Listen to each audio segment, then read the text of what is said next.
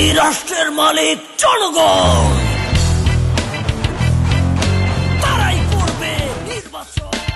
রাষ্ট্রের মালিক জনগণ, তারাই করবে নির্বাচন। প্রার্থীদের স্বচ্ছতা, যোগ্যতা ও নীতিগত অবস্থানের ভিত্তিতেই নম্বর দিন, তুলনা করুন, সঠিক সিদ্ধান্ত নিন। সেই সিদ্ধান্তের আলোকে ব্রিট রবিন 10Q আজকের আয়োজন। আপনাদের সাথে আছে আমি প্রিয়দর্শিনী সুমি।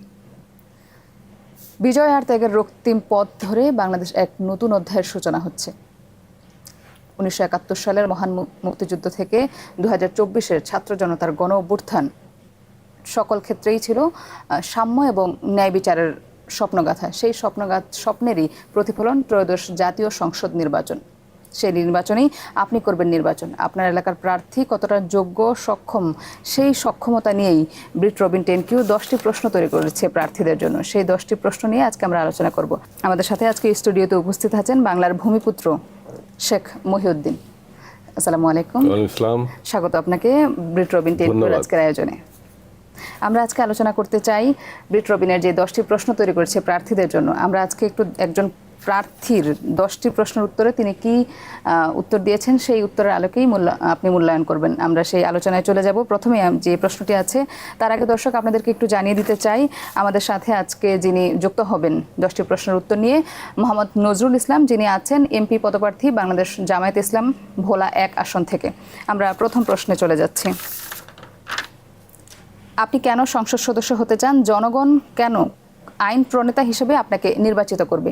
আমরা একটু জানবো তিনি কি বলছেন। অধ্যক্ষ নজরুল ইসলাম, বাংলাদেশ জামায়াত ইসলামী ভোলা সদর আসন থেকে দাঁড়িপাল্লার নমিনি হিসাবে নির্বাচনে অংশগ্রহণ করছি।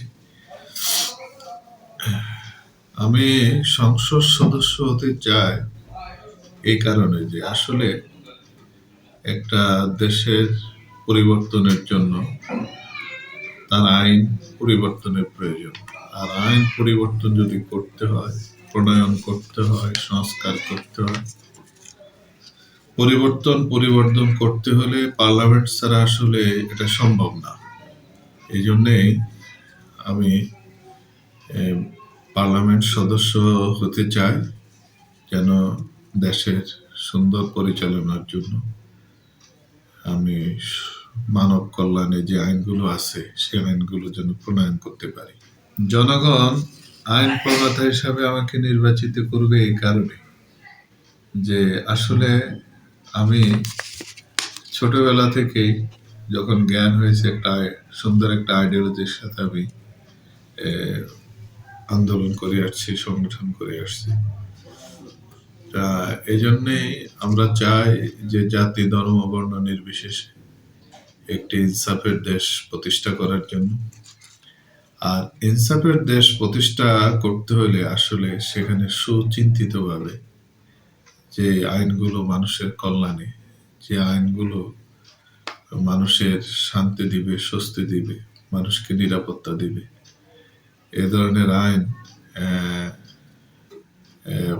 আমরা করার ইচ্ছা আছে, খেয়াল আছে, এবং জনগণের সামনে আমি এগুলো তুলে ধরেছি সুন্দরভাবে।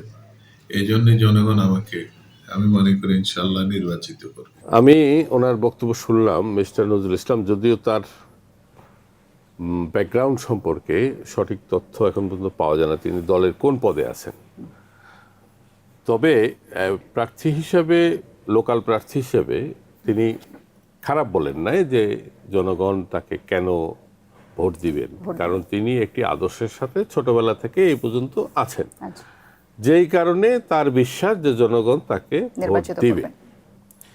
তবে এখানে তিনি একটি কথা খুব খটকা লেগেছে আমার, সেটা হলো আইন প্রণয়নের জন্য কেবলমাত্র পার্লামেন্ট, এই যে শব্দটা তিনি বলেছেন, এটা তিনি হয় নিজে বিষয়টা না বুঝে বলেছেন, না হয় তিনি ইচ্ছাকৃতভাবে পার্লামেন্টকেই সর্বোচ্চ আসনে দিয়েছেন।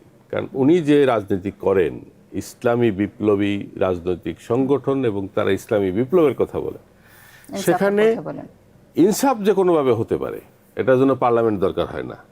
কিন্তু আইন প্রণয়নের জন্য ইসলামিক আন্দোলনে পার্লামেন্টই যে একমাত্র জায়গা, এই জায়গাটায় তিনি, আমি মিথ্যাচার করেছেন বলবো না, তিনি হয়তো অজ্ঞতাবশত এই কথাটি বলেছেন। এই বিষয়টা ঠিক নয়। আর আইন শুধুমাত্র পার্লামেন্টেই হবে এইটা ওয়ার্ল্ড জুরিসপ্রুডেন্সের কোথাও এইভাবে লেখা নাই। কারণ সেটা সামরিক শাসন দিয়েও আইন হতে পারে, সেইটা বিপ্লবের মধ্যেও আইন হতে পারে, সেটা নানানবিধ পন্থা হয়েছে। বাট উনি চলমান বর্তমান সভ্য দুনিয়ায় যেখানে নির্বাচন কেন্দ্রিক গণতন্ত্র বিদ্যমান, সেখানে সেই সাপেক্ষে সংসদ হলো আইন প্রণয়নের অন্যতম পীঠস্থান যেখানে আইন তৈরি হতে পারে। আইন তৈরি হতে পারে। ধন্যবাদ স্যার।